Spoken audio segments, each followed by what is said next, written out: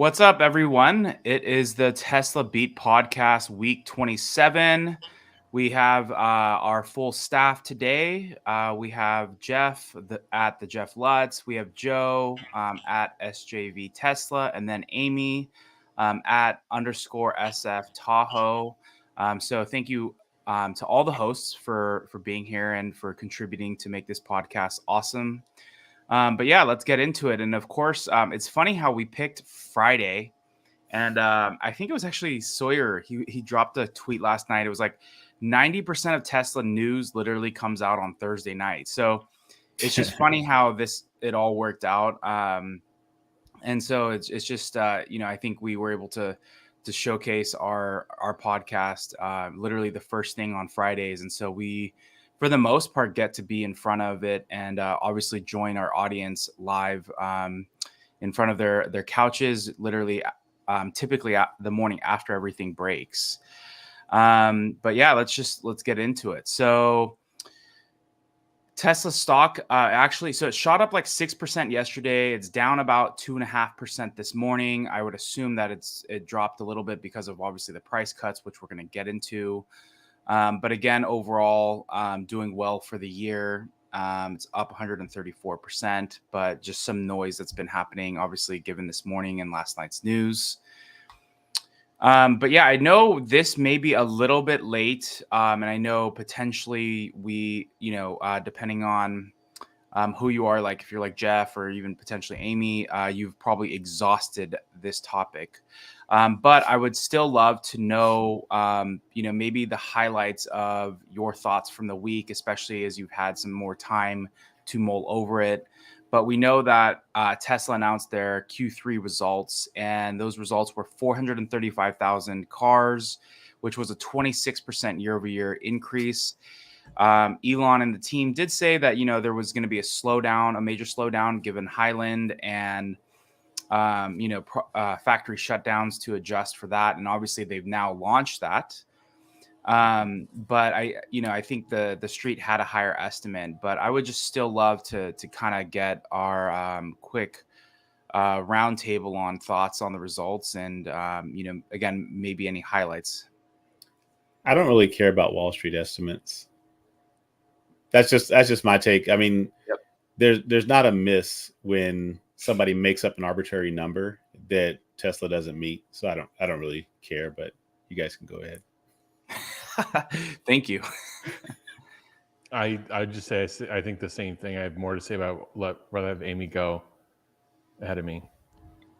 Yeah, I would say that the thing that I was most enthusiastic about was Tesla reiterating that they're going to maintain that 1.8 million target for the year. So quarter to quarter, if a little less production quarter 3, a little more production quarter 4, that really doesn't matter in the scheme of things. And even year over year, as long as Tesla is on track for that approximate 50% growth over a multi-time horizon, they're consistent with their guidance. And that's exactly what Tesla hit, is a number that would allow them to still make that 1.8 million. And then the second thing that's interesting is what is going on in both Berlin and in Austin, where they only produce the Model Y. So we already saw Model Y refresh coming out of Shanghai. We know that some of the things going on in Austin is just a reconfiguring of battery cell supply as they're moving the 4680s to concentrate on the Cybertruck. So there would be some retooling of what the Model Y line where they're using 4680s, where now they're going to instead use another battery from a cell supplier and use all the 4680s on the Cybertruck. And there's also retooling going on at Cater Road, which I just found out, as they're adding production equipment for the 4680. So we're hearing a lot of major upgrades going on at Tesla, and this is very, very good news. Is Tesla's positioning himself for that next massive explosion of growth. Yeah, I just to add to that, this morning, I think we may talk about it in a bit, but it looks like when I look at Q4, I see Tesla having to really crank up production and inventory for Q1 when this EV tax credit goes to point of sale in the US. So we'll get into that in a bit. But when I look at the composition of what Tesla did in Q3, it's very interesting because number one, Tesla told Deutsche Bank that half of the inventory leaving Q2 was in transit. That means it's not available for sale. So when people talk about inventory, you have to think about aging. You have to think about how it turns, which is information we won't get on the outside of Tesla. But what looks like is happening is that they're actually turning inventory pretty quickly, and they actually have to increase the level of inventory to have enough vehicles to be able to sell. And I don't think a lot of this is really clicking with a lot of people. The standard legacy automakers have 50 to 60 days of inventory on their products, and some across their whole product line, and some of them have much longer. And when you get below critical inventory levels, what happens is you don't have product available to sell. You have stockouts. So in Tesla's case, they reported 15 days of inventory compared to the 50. And by the way, the Tesla 15 is all in number. When Legacy reports inventory, it's just their dealer network. It's not what they have in their four walls. What's in their four walls appears as dollars on their balance sheet.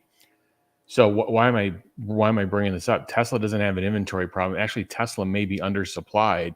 So as I see in this delivery report from Q3 going into Q4, and we'll see what they post in terms of inventory. I actually think the composition of inventory changed. I believe they've done a pretty large build to stock of the Model 3 Plus, and they don't have approval to ship it. So that tells me is it looks like they drew down inventory on a lot of the other products. And now they have this product that's built up with customers in mind and orders that just needs to get approvals in all the different regions and reach all of its various spots.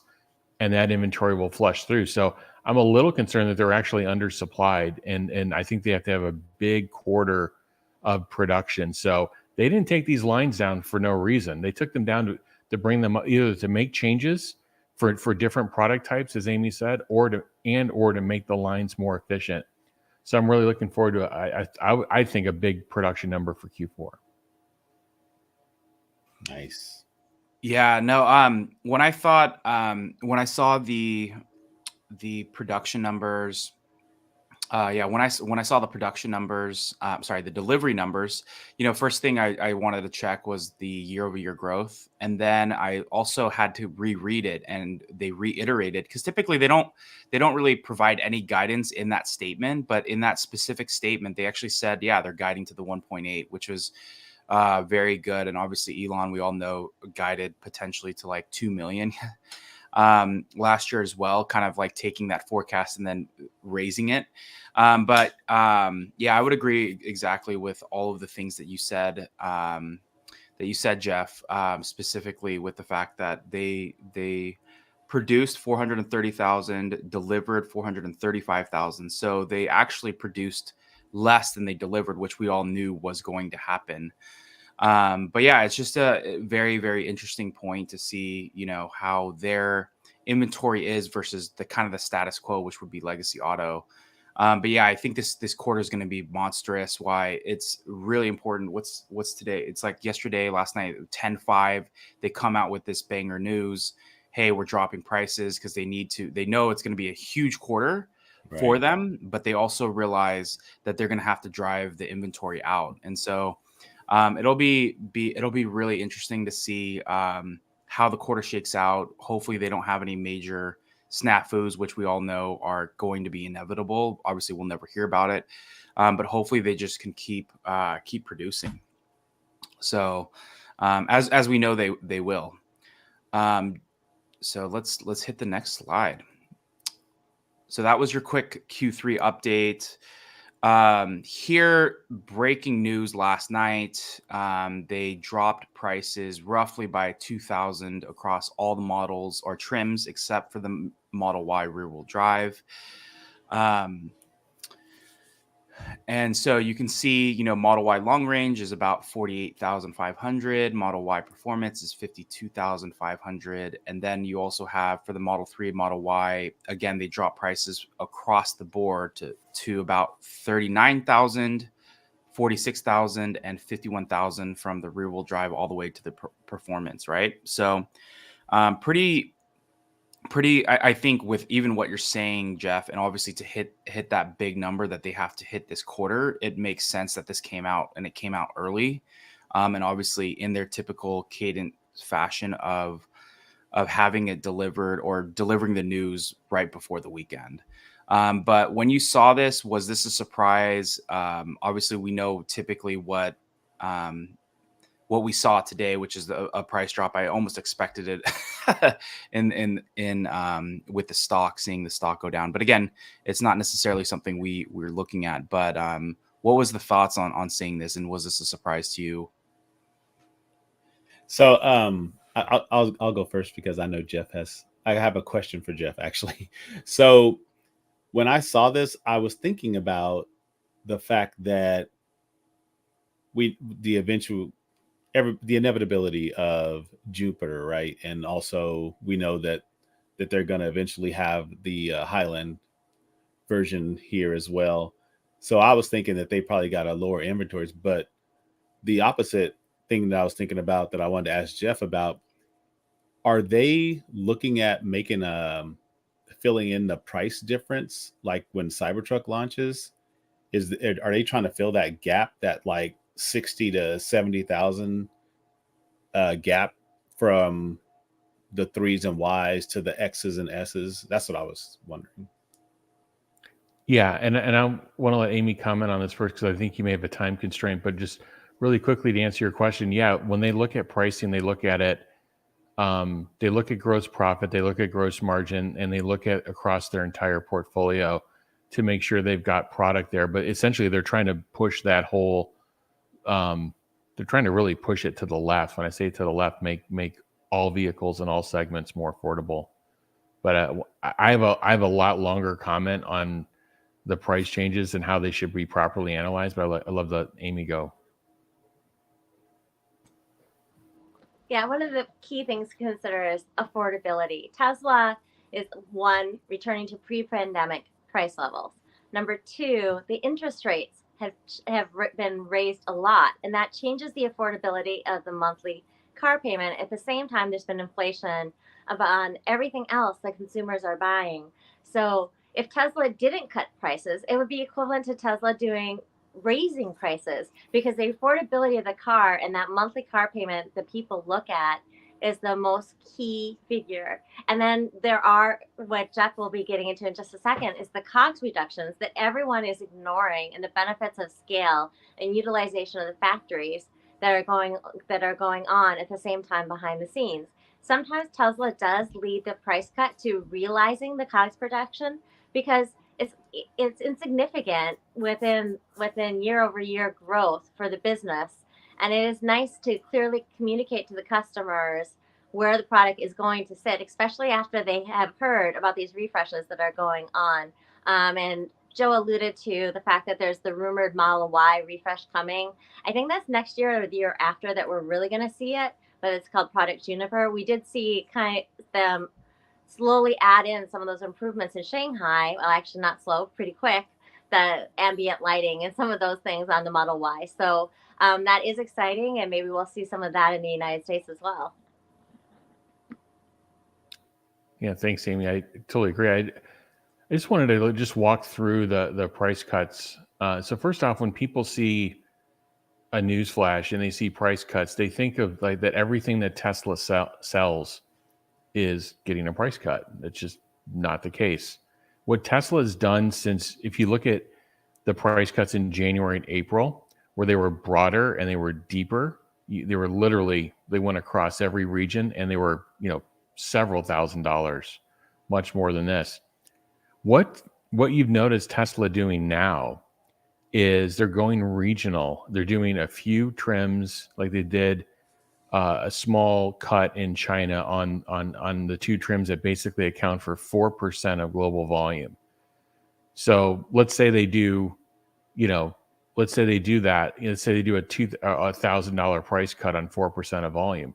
Well, then you've got to multiply the nominal impact by 4% to really understand what it does to the business. You don't just say like Tesla's cutting prices and like start pulling your hair out.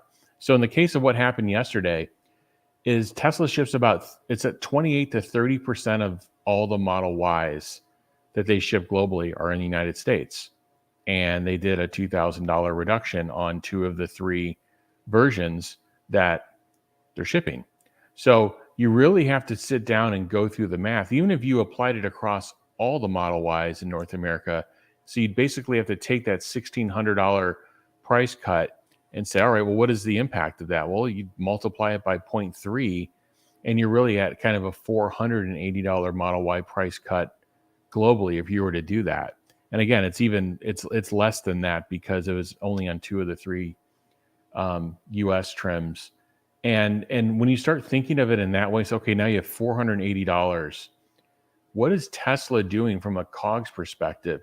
If you've studied any kind of industry, of this type, and I have, and I've worked in, I've been a supplier to the auto industry. I've worked and run supply chain consumer electronics. You are normally driving somewhere on the order of 1.5% to 2%, just procurement reductions per quarter, meaning inbound material supply, things you buy from people.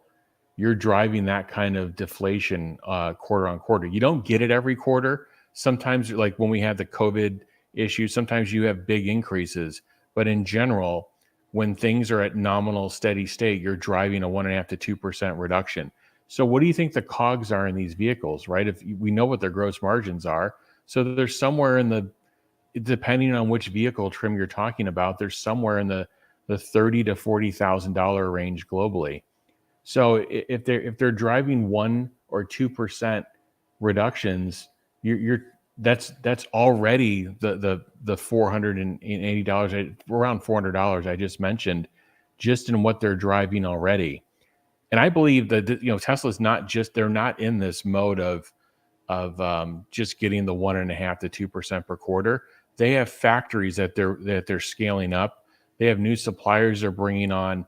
They're very aggressive in what's called event-driven reductions. So they're not a stable like a GE or the 5th year of shipping a particular smartphone. They're not that stable. In fact, I would say that they would be getting much larger COGS reductions, especially at this point in time.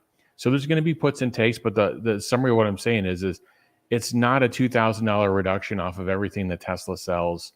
It's these 2 trims in this region. It's less than 30% of the volume. And when you do the math on that, and then you look at what they do on the COGS side, which is how much it costs for Tesla to build product, I think it's going to be more than offsetting to that. So the question is this Q4, this is where we stabilize, and then we get into Q1, at least in North America, and now we have this, you're going to wake up in January 1st and 95% of what Tesla sells is going to have a 15 to 20% point of sale MSRP reduction. That's what we have to think about in kind of the whole grand scheme of things. And one more thought, of course, is the razor and razor blade model that Elon Musk keeps talking about, and that's FSD is getting very close to being solved with version 12. They have the final architecture now. It's not a just, but they are now training that final architecture with the end-to-end neural networks. And Larry Ellison got up on stage at a conference and said, in his opinion, Tesla was going to solve FSD within a year.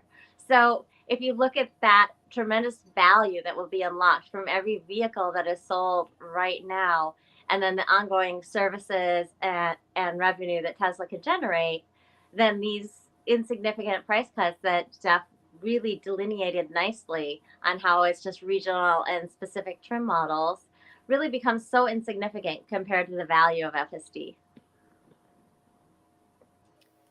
Yeah, and one more point to add too is when you're driving COGS reductions, those cost money. You've got to buy components, you've got to schedule time with suppliers, you've got to do small runs of components, you have to bring them in, you have to test them, you have to put them through reliability testing. COGS reductions aren't free as well. So I'm just putting myself in kind of the shoes of like first principles thinking in the Tesla leadership team. They're probably looking, I know that we may touch on this, but there's this debate of like, why not advertise versus doing pricing reductions.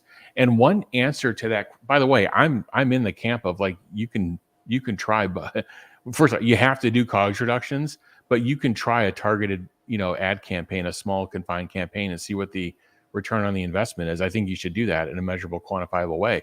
But getting back to my original point, it costs money to do COGS reductions. It's not free. And so whether you have to hire a particular set of engineers to run the testing, or the cost of actually in the units you're actually doing the testing on, it's not free. So if you've got $1 to spend of OpEx, what are you going to spend it on? Are you going to spend it on an ad where you're not certain of the ROI on it, or are you going to spend it on a known, like you can make this vehicle cheaper? What are you going to spend it on? So I think I'm just putting myself in kind of like first principles thinking mode. That's probably the way they're thinking. I think you can do a little bit of both, but I'm, again, the way I delineated the COGS piece of it, I think I think they have a lot of room to continue to drive that lower, and make way with that.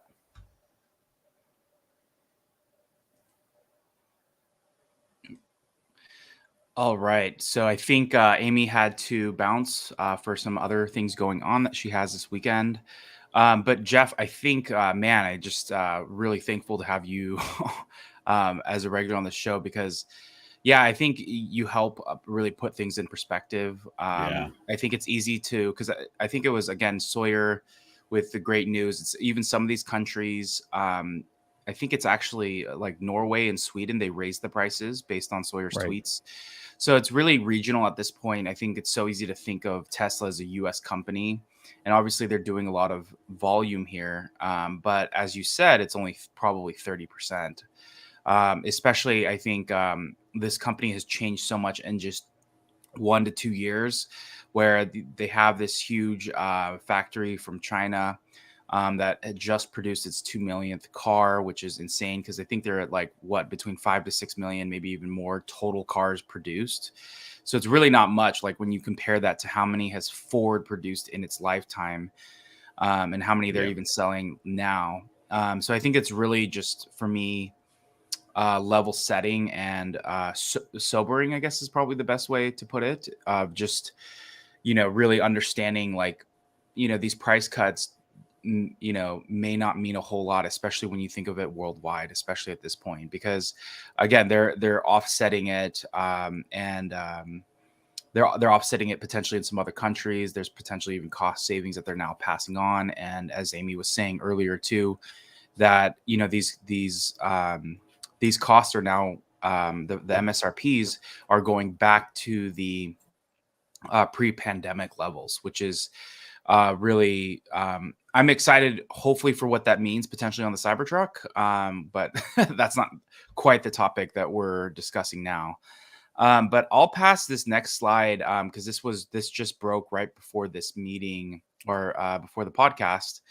But I'll pass this either. I don't know who wants to take this. But I don't know if Jeff or Joe, if you guys want to take this one. It's Jeff all day. Basically, Joe, definitely please weigh in. This one is, the summary is you're going to go to bed December 31st. You're going to wake up in the new year, and Teslas are going to be 15 to 20% cheaper in the United States for about 95% of the vehicles they sell if you qualify for the credit. And this is just the federal portion of the credit. So this is what's happening, is it's moving from something that you had to go and put on your tax return to get an exemption on and get the credit for many months down the line. And that uncertainty, by the way, with people of like, is this going to really work? And they're going to drive off the lot with before this with the higher monthly payment. Now you're going to go and buy a Tesla, and it's going to be 15 to 20% cheaper.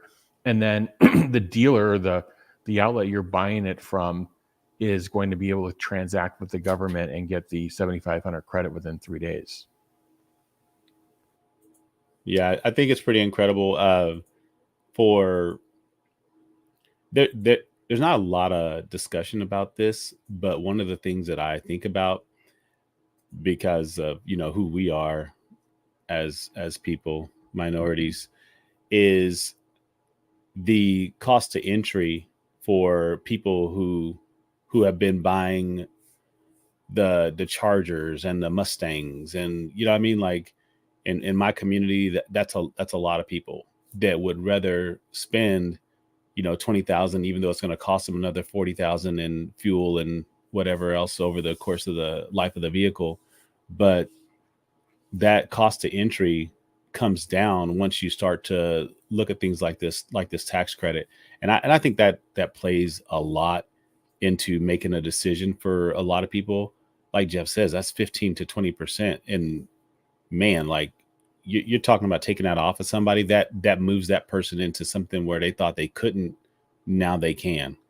And it's just, it really becomes about educating like that lower class of people who didn't think they could do this, into letting them realize like, hey, you wanted to buy that Camry, well, you can buy a Tesla instead of buying a Camry and still having to buy gas and still having to do all these things that we all know come with that.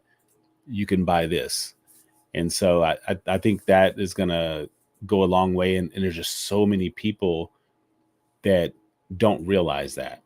And boy, that's going to be a floodgates when people really start to realize that lower cost of entry is happening, and it's happening sooner rather than later. And I think that's a big miss on a lot of the projections too, for this 2035 projection, that people think, oh, well, this is when things are going to happen. It's going to be a lot sooner than that, once people start realizing that these things are not as expensive as they thought they were.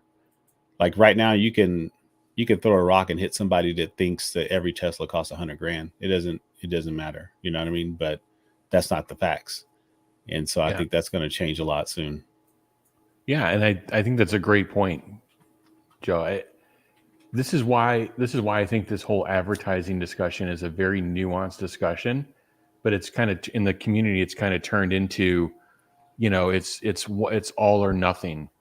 And like I said, you put yourself in first principles thinking, how much it costs to do COGS reductions, how you're really trying to drive the EV adoption rate, and how do you drive the EV, you make stuff cheaper.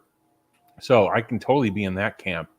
But at the same time, if you walk into a community of, you know, thousands of people and you survey them, this is why I say go get data, go find a small, you know, pilot, go get some data, go into a community like Joe mentioned, and ask people, do you believe you can get a Tesla cheaper than a gas powered vehicle? Do you know, maybe a couple of follow-up questions on it, and do you know the performance is actually better in terms of how the vehicle accelerates, fuel efficiency, and so forth? And did you know you can charge it just like your smartphone?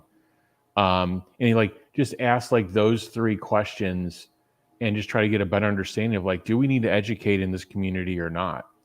And then take it from there, and then figure out how much you'd have to spend to do it. I wouldn't do that.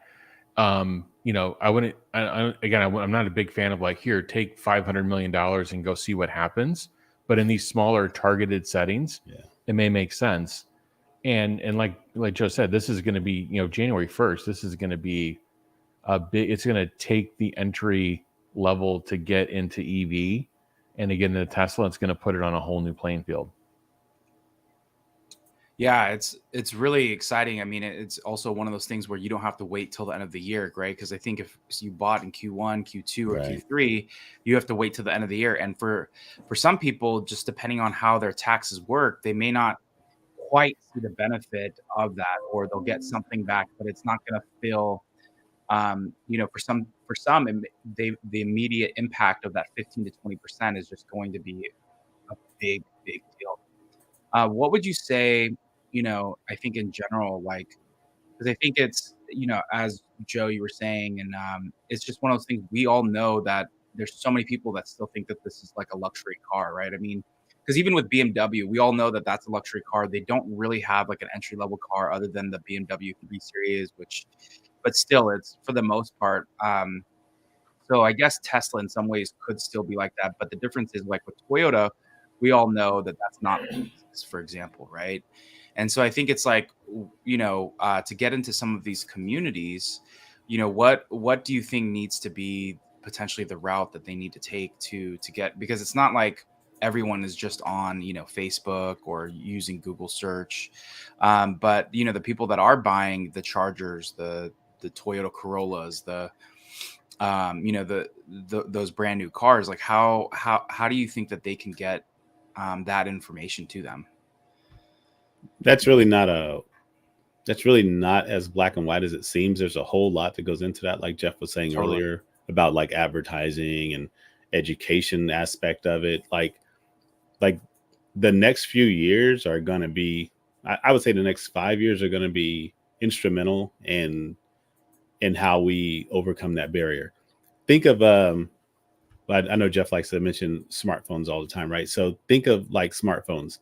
Think of like how everybody had BlackBerries were the bomb and everybody wanted buttons and all that. And then iPhone comes out 2008 with the screen, one button on it. And then people were like, what, how am I going to type and how am I going to send stuff? But the smarter people got and the more people saw it, the more people realized, just think from 2008 to 2014, 15, like that small window of time is huge for cell phones. We went from that to where we are now, to where basically I'd rather have my phone than a computer. Like it's the same as my laptop. I use everything. I edit, I do everything on it. So I think when you're looking at like the electric vehicle component of that transition, as much as we know, like Tesla's been around all this time, but this is just the beginning for a lot of people. So for them, they're going to start to realize it in January, and then like 4 to 5 years from now, when as we already know, 2025, when everybody is going to have a NACS port on their vehicle.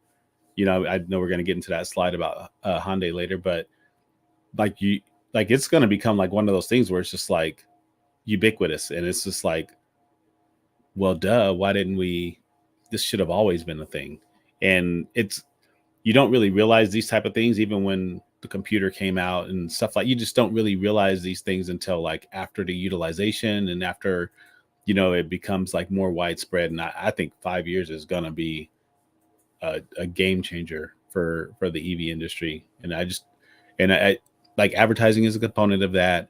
Education is a component of that, but lower cost of entry helps. And I think that's going to be that's going to be a big thing. It didn't even change the fact with cell phones. Cell phones are way more expensive now than they used to be. And you would think like that cost would come down over time. If they were like 500 then, why are they 1,500 now to 2,000 now? But it doesn't matter. Like people will buy what they want. And I think that component also is missed a little bit, realizing that people will spend what they want on what they want.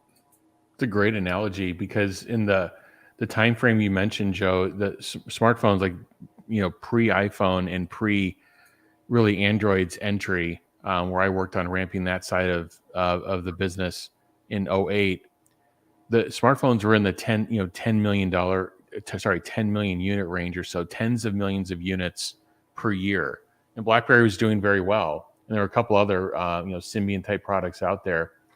But a better thing came along, a better thing with an app store, a better thing, in terms of how useful it was. Then Android also came, with a better thing, better user interface, better OS. And the products got better, and they got meaningfully better than any other alternative before that. And so then it went from the tens of millions, even during a recession. Remember 2008 and 2009, when this was happening, was during the great financial crisis. And and we were sitting around thinking, like, should we be capitalizing for this big, huge ramp up? And good thing we ended up doing it, because it went from the tens of millions to the hundreds of millions very quickly. And now, it's an industry that ships 1.2 billion units per year. Even in a down year, it's around 1 billion units. And but that, you're right, Joe, about that inflection point. All of a sudden, there's this awakening of like, this stuff is way better than the stuff we've been using this whole time. Yeah, and people just start mass adopting and switching to it. Yeah, it'll be. I think, Joe, you mentioned the time frame. I think it's like 2007 to 2014. As we all know, because I think I got my first iPhone in like 2008 or something. I wasn't one of the first, just because of where I was at financially at the time. But I remember getting it because AT&T was the exclusive carrier. And it was just like, I had the BlackBerry or the Palms. I had the Nokias. I pretty much had every phone. I never had the Sidekick or whatever, the T-Mobile Sidekick, the thing that flips up. That was always super dope. But there was this huge point of like, the cost was a big factor. And obviously that's kind of just the Apple mantra, but I think it's one of those things where slowly the whole industry changed, and then now Apple again is at the higher tier of the market, but whereas Tesla, I think they're just making that much better of a product, but they will also have something that pretty much most people could potentially get into, especially once they think long term. But yeah, I think the next 5 years will be interesting, but it'll be interesting to see how Tesla tackles this, because as we know, it's not black and white just to get into some of these markets, to get the knowledge out. It's important to, you're going to have to tackle it from the education perspective, from doing some advertising and training and teaching, because people still, my family is like, some of my family lives out in like East Texas, and everything is like 10 years later out there. So when the iPhone came, it literally took 10 years to like make it out to like that small town. And like, even to get a Starbucks, it took like 10 to 15 years. But yeah, so there's going to be a lot of knowledge like that people, even now, it's still a problem dealing with sleazy dealerships, dealing with crappy maintenance on your car. That's still very much a very raw thing. And especially once you buy some of these German automakers cars like Audi, Porsche, the cost is just insane, right? I think even I think it was, so sorry if this is wrong, but like even Tim posted some stuff with the cost on his Rivian, like the amount of cost. And the thing is with Tesla, the way that they have made these cars, they're not the perfect, but overall they run very well. And the cost of maintenance, again, over a 5-year period, it's cheaper than a Toyota Corolla. Like, and I don't think I've seen that in the sales floor. I mean, we saw that back at up in Rockland, Joe. But it's there's so much education that needs to happen. But I do think that the product is compelling enough where people are going to, as we already know, they're already going to make the jump. But as they roll out the refresh Model 3 and Model Y, and get the 15 to 20% savings starting Jan 1. It'll be, I think, the next 3 to 5 years will be really interesting, because it's going to be about knowledge. It's going to be about doing some advertising into some of these smaller groups of like the targeted market and things like that. So, but yeah, that's just my input. Essentially, just summarizing what you both just said. So Tesla just actually, it's funny. So they dropped a bunch of stuff yesterday, and then a couple of things this morning. So this is a chart of the U.S. average cost of a new car. The Model 3 has been under this for a minute now, and look, it's actually even pretty significant. By probably, I would say, what, $8,000 to $10,000 based off of that, how I'm just doing that. But now the Model Y is roughly, what is it called now, based off today's last night's information, we're about probably $4,000 to $5,000 less than the average cost of a new car. And then when you throw in the maintenance, so now this car is cheaper at the point of sale. It's going to be even cheaper starting Jan 1. But then you add in the factor of, because this is the U.S. benchmark transaction price. So this is not even the cost of ownership. Now you're going to talk about a huge, significant drop when you think of cost of ownership over a 5-year period. But this is the type of information that they just need to blast from Mount Everest and tell and educate people as much as possible. But any thoughts on this? Again, this is maybe not necessarily a surprise based off of the news that we got last night. Well, these numbers are great, right? But as Elon always points out, people shop by value of what they can afford, affordability. So even though people will see that, it they can't correlate it to their monthly payment. Like, and it's a really weird thing, especially for minorities. You know what I mean? Like, they look at, like, what's the monthly cost going to be? Like, am I paying this price per month versus this price per month, without even thinking that the fuel costs and everything else they're paying on their vehicle puts them higher than what they were doing. And me and my wife, we had done the math.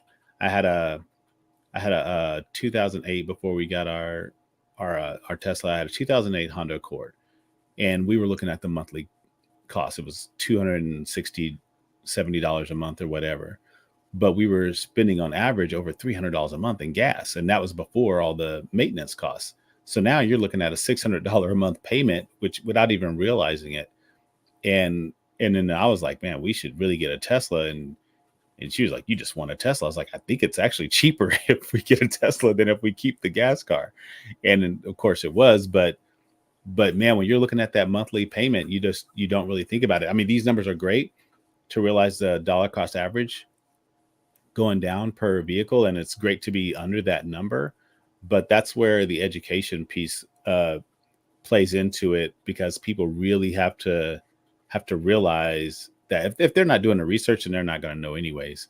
But I think those type of numbers are great for people that already know, for us to be able to educate some of our friends, and then we can convince them otherwise, because they're not going to search that information out. They just don't look for it.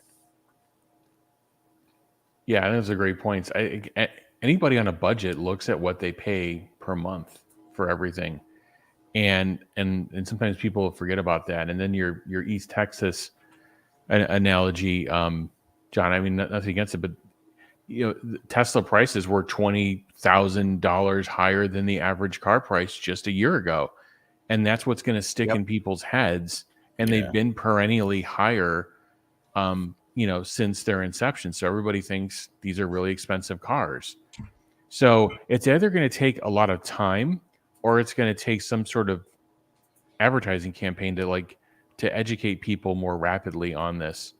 Either way, whatever camp you want to be in, the awareness piece of this is key, and you can go and test awareness. And this is what companies can go do and figure out if they need to advertise, educate, or not.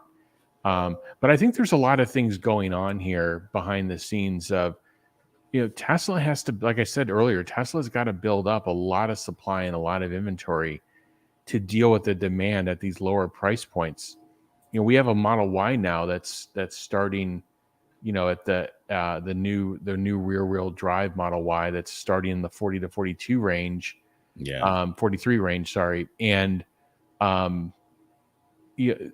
have to be able to supply this vehicle and keep up with this run rate. And like I said, I think it's going to be really interesting to see the inventory coming out of Q4 and when the buildup that Tesla's going to have to do for this Q1 ramp up. So, but yeah, I think it's going to take a while for that chart for people to understand that, wow, these things are actually cheaper to own. And it's before the IRA credit, it's before the gas savings, and it's before the maintenance savings, and it's already lower. I mean, how much lower is it going to be when you lump all that in?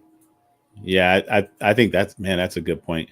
I also think about the fact of we're at this really good inflection point when it comes to social media, right? So, I mean, a few viral videos of cost savings, and and videos posted on X or whatever, and you start to really see that a pattern of like that 20-something person that's getting out of, just going to college or whatever. Like I just had a couple of friends, two actually, that bought Model 3s in the past 2 weeks because that's what they were like, well, now I can do it. You know what I mean? And it's because they've been watching videos and they've been paying attention online and looking at these things. And I think like that's going to play a part into this education piece that we're talking about, is people are going to start seeking out this information, and they're going to start seeing videos online. They're going to start like noticing memes or whatever, jokes about like, oh, now it's expensive to have a gas vehicle. You want to be a rich person, then yeah, go ahead and buy a Suburban a Tahoe or whatever. It's going to be interesting. Mm-hmm. Yeah, I think it'll be really really interesting point. But yeah, I think Jeff, you had mentioned that if people like in these smaller towns, they think that this car cost $20,000 more, which was true a year or two ago. It's going to take time to reverse that knowledge, to educate, to get the information out to those smaller towns. And a lot of it is going to probably happen through social media, potentially through the news, like and metrics like that. Otherwise it's just going to be fairly hard to reach. And then also too, there's that huge it's going to be potentially even harder for these smaller towns, because not only do you have to re-educate them on the cost of it, but you also have to educate them on the infrastructure of charging your car. Obviously, again, it's simple when it comes to thinking of your smartphone, but unfortunately, I think people have politicized EVs in thinking it is one way. And again, like, not to get into politics here, but it's just one of these things where it's like, even a lot of the comments that I get when I'll post videos on some of the other social platforms, it's just, it's again, they're just associating an electric vehicle with a specific agenda, right? And so there's a lot of, I think there's hurdles there, but again, not that they can't overcome it, because again, the product is going to be compelling enough, and they've clearly shown that price doesn't necessarily matter. And again, that education will come as people are like, you know what, let me go check out a Tesla, or oh, they just finally opened up a Tesla sales center, out in Dallas, or closer maybe to my home in Sherman, Texas, wherever that may be. But yeah, so I think they definitely have an uphill battle, but it's also just it's just one of those things where it'll be really interesting to see how that inflection point is. Is it longer than, like, Joe, you gave that time, 2007 to 2014? Is it more like, because I think we're at this point now, what is it, where the car was coming out, really 2016 is when the Model 3 started coming out. So who knows what the, is it 2030 or 2027, maybe even a little bit further out from there. But yeah, it'll be really, really, really interesting to see how things shake out over the next couple of years. The final thing I'd say on the price cuts is, although Tesla is not outwardly saying this, there's definitely a strategy here. They're not saying it's a price war, but if you look at the extremes of what's happening, their number one selling vehicle just became $2,000 cheaper. And on the other hand, at least in the US, you've got these labor negotiations with the UAW that's going to make cars a couple $1,000s more cheaper to build. So you have this gap that's actually doubling. It's growing in terms of affordability. And people say, oh, well, EV sales of non-Teslas, some don't say this, but non-Teslas slowed down in the US. The inventories are double of their ICE counterparts. That's because they cost too much to build, they're priced too high, and the feature value and performance is less than of an equivalent Tesla that you can get. That's what's actually happening. So what's happened now is Tesla's just furthering that gap. So on the other side of this, we're still the rates are still going up. Even though the Fed paused in September, the 5 and the 10 year are still up 700 basis points or 600 basis points. It's like they did a double hike and they didn't do it. So the UAW and at least the big three are going to come out of this with higher rates and their vehicles costing more to build. And here you got Tesla lowering the entry point, and they're going to be the biggest receivers of the IRA. So in the US, there's a real, I think, special thing happening, and really abroad, but in the US, there's some really interesting dynamics happening. Yeah, I would agree with that. It'll be, interesting next couple months, couple years, especially in this space. One thing I wanted to pull up, I think, Joe, you had mentioned it a little bit earlier, was the Hyundai adopts NACS. I think it's one of those things now. Here, let me back. I had the tweet open. Again, shout out to Sawyer. Oh man, I forgot it. I wanted to highlight the companies that have not announced this, because at this point it's more of like, I think everyone probably just assumes that every company has announced it. All right, Right. so there's 6 companies that have not announced the NACS in the US, which are Toyota, Lexus, VW, I can't say the name. I think it's Stellantis. Stellantis. Jeez, Mazda, Renault, and Subaru. So, and I think isn't Lucid on? And Lucid. Yeah, I think maybe it was forgotten off this list. But either way, Well, Mercedes too. I don't think they were on that list, but oh, okay, interesting. Yeah, so those are So what is that? That's 8 yeah, big companies that haven't. I mean, it's a matter of this point. They're not. These companies are not producing enough EVs. They, other than maybe Toyota, but who will, they could actually make a, drive a good volume.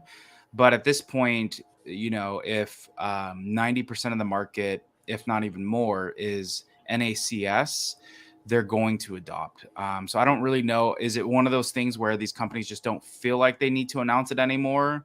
Or are they just holding out as much as possible? Or maybe they still think Tesla's going to go away at some point. Yeah, I think it's a little bit of kind of all of that, but I'm pretty sure most of them are waiting for the SAE certification. Once it becomes a standard, it's irrelevant for them to make an announcement. And I'm pretty sure some of the bigger players like Toyota and Mercedes are thinking like that. Like, once it becomes a standard, what's difference does it make to make an announcement?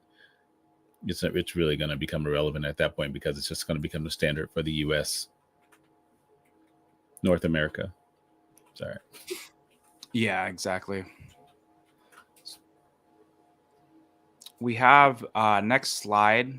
Oh, also one thing, did we forget to add the new Model Y variant this week? That was like big. Oh news. yeah. Well, Yeah, because it wasn't really. It was just the darker no, it's just wheels and it's that funny front because strip had yeah, exactly. But I was like, how did we forget that? But that was like big news, because again, you're talking about so there is a new Model Y, and it's like, as Jeff was saying, the literally the best-selling car has now $2,000 cheaper. Again, that's only in the US. But yeah, here's a quick stat.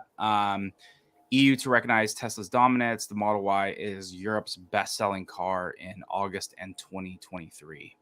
So again, Tesla continuing to pound the ground, and I think this will end up being. We all know that the Model Y is going to be the best-selling car in the world by the end of the year. They're already trending on that trajectory.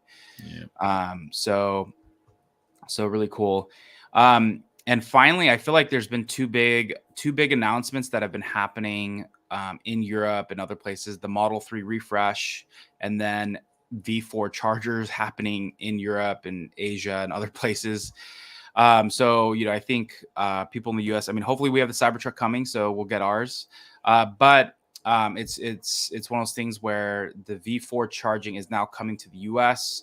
There's a site in Oregon that is going to be the first V4. If it was close enough, I would have been like, hey, let's all drive to it if it's open. But yeah, super exciting news with that. And then any thoughts on this, or even the last slide? Otherwise, we can end with the Cybertruck. All right, let's end with the Cybertruck. So again, shout out to Joe for putting this deck together. But this week, I think, and clearly I think it wasn't just like a Cybertruck just showed up. Some people took some photos of like this Model X being hooked up to this camera rig. Yeah. But the Cybertruck was spotted at Starbase. And if you're not familiar with Starbase is where they're building the Starship out in Brownsville or Boca Chica, Texas. And it is pulling or dragging a Raptor engine. And I don't know the exact number off the top of my head. Isn't it like 36 Raptor engines or something like that push the Starship? Again, this Starship, when it's fully stacked, is the size of Statue of Liberty. And it will still increase 10 to 20% from that. But seeing it pull, I forgot the exact weight. Was it like something like 20,000 pounds? was just a sight to see, especially in front of this huge starship. I mean, it's like you're literally talking. I feel like I'm watching like the movie Aliens or something, or some like the Mars rover just pulling this fat Raptor engine across the middle of nowhere. But with this like just future looking thing. If it's really 20,000 pounds, I think that's fairly leading in terms of tow capacity. That'd be interesting to know what a Raptor weighs. Yeah, I think they are gearing up for the video that's gonna be the launch video for this, which is why they had the film crew. And typically when they start filming stuff, I mean, it kind of sucks to say, but it's usually like a few weeks out from that. So I think we're gonna end up in November for the Cybertruck release event. I don't see them getting everything edited and done before the end of the month, but I mean that's still exciting. That I mean, yeah, the tow capacity of this thing has got to be. I mean, nobody's gonna be towing Raptor engines, but to know that it probably has like a 14,000 tow capacity, and of course with with the torque of the freaking tri motors, it's gonna be incredible. So yeah, it was just really cool to see. The videos were really even I mean, this thing wasn't like, I mean, it was just rolling around, and it wasn't struggling or anything. This looks like the future. Yeah, for sure. Yeah, that was the big thing for me. It was like, this is probably the most futuristic picture that is actually real that I've seen in a very long time, right? Because you have, again, like even when I've seen the Cybertruck a lot especially last week, and it's still one of those things where the thing just sticks out like a sore thumb. It's super polarizing when you look at it against all these other cars. And then now you stick a Raptor engine, which is, again, when I look at that, we've seen the bottom of that from one of Elon's tweets. I mean, he has this like this video that just has all 33 plus of them just like moving back and forth as it's like just going up and down. And again, this is one of 36. So it's Joe, I know you've been to Starbase. Jeff, have you been to Starbase yet? I've not. Okay. But yeah, I think like when you get to Starbase and you see how big this incredible thing is, like you can now put this in picture. And again, look at the actual Raptor engine itself is as big as the freaking Cybertruck. And so now you add 36 of those to the bottom of a rocket. That's the size of Statue of Liberty. It's pretty incredible. So I think shout out to Starbase Surfer for these images. But I think these are really cool photo, especially just to kind of get an idea of what the future looks like. Yeah. All right. Any closing thoughts? There's never a dull week in the Tesla world. I think things that are just top of mind for me. I'm really looking forward to the Cybertruck announcements. For the delivery event. I think everyone is just looking forward to that. So whether or not they do it maybe on the anniversary of when they announced this thing 4 years ago, or they do it on Halloween or in the next week or two before earnings or after earnings, which I believe is on the 18th. But everyone's amped for this thing. We're just ready to I'm ready to start seeing these in the Bay Area, where it's like really like, what are you pulling? You're just driving to your tech job. But I think that's probably the biggest thing top of mind for me. And then potentially, I don't think they're going to announce the new Highland in the US anytime soon this year, especially with these price drops that they just announced. They're probably just trying to clear inventory and make sure they hit that 1.8. But maybe any closing thoughts or things that are top of mind for Joe or Jeff? I would say on the Cybertruck front, we are spoiling our dinner, right? But I don't think it matters. Like, I mean, everybody's just seeking out so much information. There's so many leaks. There's so many things that are coming up, but it's like, it doesn't matter what they announce. People are still gonna be excited about it, even though you've seen the Like I think that one that's in Baja with the graffiti on the side had the light fixture, and it had an air tank in back, and it had all these attachments on it. And I think like things like that people are seeking out, spoiling the the release information. It's still not spoiling it, right? We're still excited. It's still, I mean, this is like going to be one of the most exciting launches of a vehicle in a long time. Very, very good times. Yeah, it's gonna be iconic. It'll be something I think we look back across multiple industries and like, where were you when this it was on the road? You know, when you start seeing these drive by. Now I know you're seeing more of them where you guys live, but out here, you know, we won't see it until it's actually, you know, till it's actually being sold to people. So looking forward to that. Yeah, you have earnings in about 12 days. I think the Cybertruck event's going to be a huge deal. I think this quarter is to be this is going to be the biggest quarter I think Tesla's ever had. And it's really meaningful when you say that, when you look at their growth. And I think on the, just getting back to a couple of things quick on the Cybertruck, I think Tesla's going to surprise us with the amount of development work they've done on accessories, and maybe some partnerships they're doing with third parties. I have no information on this. It's just what I'm thinking. And I think it's going to be a huge gross margin winner, both the accessories business and just the truck itself. I think it's going to be a huge gross margin success for Tesla because they've had this opportunity over 4 years to improve performance and refine the cost structure. And I'm in the camp that I think they're going to take a shot at trying to pull the Model 3 Plus in, because I don't think they want to. They don't want to Osborne the U.S. Model 3 for too long. Right. So I could see them trying to pull this in. I'm not saying they're going to do it in Q4, but I could see them trying to do that. So we'll have to see how it plays out. Definitely. No, it's going to be, it'll be really interesting. I mean, Tesla clearly never leaves a week that's without some breaking news. They're always doing stuff. And even we're just covering the top things. I mean, if you just follow Sawyer Merritt, Gregor Truck or Gregor Truck. Yeah.